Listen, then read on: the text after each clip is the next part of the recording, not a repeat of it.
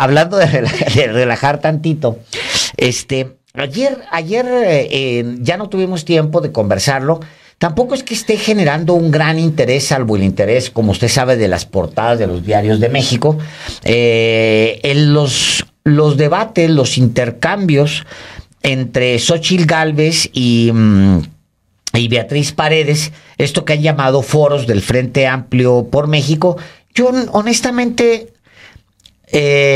para ir a oír a Xóchitl Gálvez leer apuntes sobre temas que realmente no me interesan, porque yo creo que cada uno de nosotros sabemos, ni modo que ella le vaya a agregar qué a la política exterior del PAN. O sea, ¿qué le puede agregar? ¿Qué puede ser la novedad de Xóchitl Gálvez con respecto a la política exterior o la política económica del PAN? ¿Qué puede agregarle Beatriz Paredes a la economía, a la política económica, a la política exterior, del PRI? No pueden agregarle absolutamente nada. Si hay algo predecible en este país, porque hay mucha experiencia, porque tuvieron el tiempo para demostrarnos exactamente qué eran, es justamente lo que ellos hacen o pretenden hacer. O sea, ni modo que nos diga, no, en economía les traigo una sorpresa. Pues no, ellos son neoliberales. O sea, se abrazaron del neoliberalismo, se lo compraron a Margaret Thatcher, a Ronald Reagan, y fueron precursores del neoliberalismo a nivel mundial. O sea, a finales de los 70 el mundo estaba medianamente entrando al neoliberalismo. A México llega en 1982, Perla. O sea, esto se lo compraron en 2 minutos, lo agarraron y lo hicieron suyo. Primero Miguel de la Madrid, luego Carlos Salinas de Gortari. Entonces, sentarte a ver a las dos señoras con mucho respeto, y sin el respeto también, pues no tiene ninguna novedad, me aburren. Me aburre, no hay algo que digas tú, ay, Beatriz Paredes le va a hacer distinto que Salinas, o ofrece algo muy más distinto que Zedillo, o Xóchitl Gálvez va a ofrecer algo distinto que Fox, o algo distinto que Calderón. Pues no, ese es lo aburrido. Por eso su candidatura va a ser profundamente aburrida. Toda predecible, va a ser muy predecible. ¿Qué pueden agregar ellos? Nada, absolutamente nada. Bueno, ya me agarré en ese tema, pero en medio del debate, te quiero invitar a que veas esto, en medio de, no el debate, de esta exposición, una especie de exposiciones muy raras, de cosas leídas, muy raro, muy feo, muy aburrido.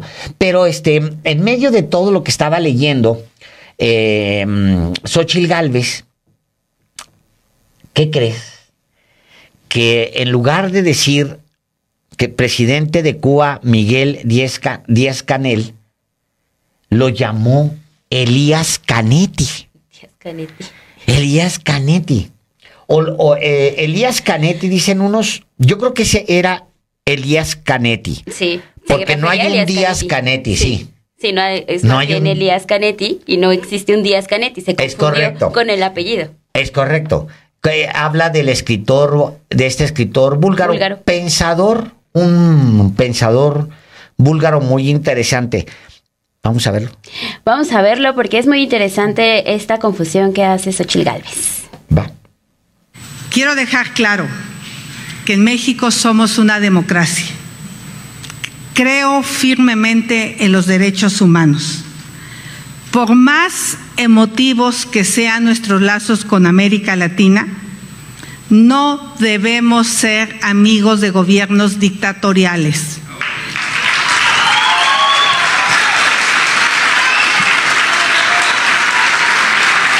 Gobiernos como el Díaz Canetti en Cuba, que tiene a más de 1,000 presos. Gobiernos como el de Nicolás Maduro en Venezuela, donde no hay democracia, donde se persigue a los opositores. Desde aquí le mando un abrazo a María Corina Machado, a quien le han impedido ser candidata a la presidencia. Gobiernos como el de Daniel Ortega. La revolución sandinista salió peor que la dictadura de Somoza. México no ha levantado una ceja. Mi solidaridad con la comunidad jesuita a la que le han decomisado sus bienes. Un abrazo al ITESO, al Ibero. Muchas gracias. Pues sí, en efecto se equivocó Xóchitl Gálvez en este foro, pero para mí no es la primera vez que hace este tipo de exhibiciones en los foros que están realizando, porque como ya también lo hemos visto a lo largo de estas semanas que llevan ellos desarrollando estos debates, cada uno de ellos, y no solamente Xóchitl Gálvez, también Beatriz Paredes, han tenido la oportunidad para mostrarse y para exhibirse, como bien decías, tal cual son, ¿no? O sea, teniendo esta idea del neoliberalismo en la cabeza, pero también viendo del otro lado y poniendo sus privilegios, poniendo cada uno de sus pensamientos y anteponiéndolo ante cualquier situación que están discutiendo. Te acordarás también el tema, Ale, sobre las maquilas y el trabajo en el sureste. Solamente están exhibiendo parte y creo que si tenían una campaña después que ya está establecida esta campaña y proceso adelantarse y decir, adelante, vamos a seguir exhibiéndonos un poquito más, y creo que eso es lo único que está dejando estos foros,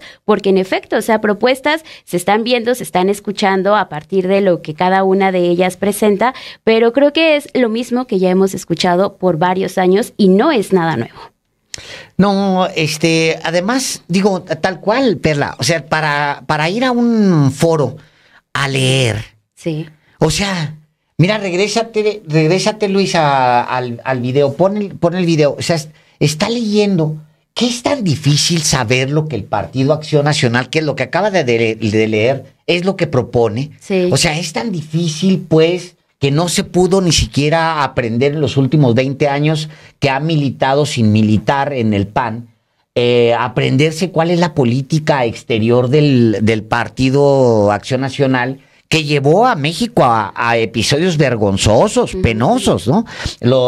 Vicente Fox haciendo un oso tremendo con Fidel Castro, por ejemplo, ¿no? O sea, sí es como... Y luego a leer, no, honestamente no. Confunde a Elías Canetti. Escribió a Elías Canetti muchos aforismos. Era un escritor muy intenso, muy profundo, un tipo judío búlgaro, pero judío sefaradita, es decir, de los expulsados, de los que anduvieron errantes mucho tiempo, sin patria, sin expulsados, y anduvieron defendiendo su lengua, el español, lo anduvieron defendiendo durante siglos, defendiéndolo, cuidando un español muy puntual que se quedó, el judío español, que es muy bonito, que es una lengua que conserva voces del español antiguo. O sea, el que llegaron los españoles aquí traían cuando llegaron aquí.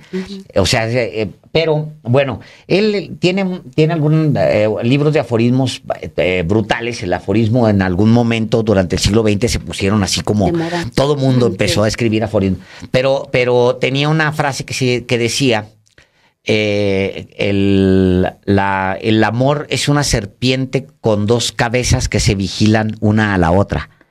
Es tremendo, sí. es tremendo. Y luego me acordé, ya el periodo es muy rico en literatura.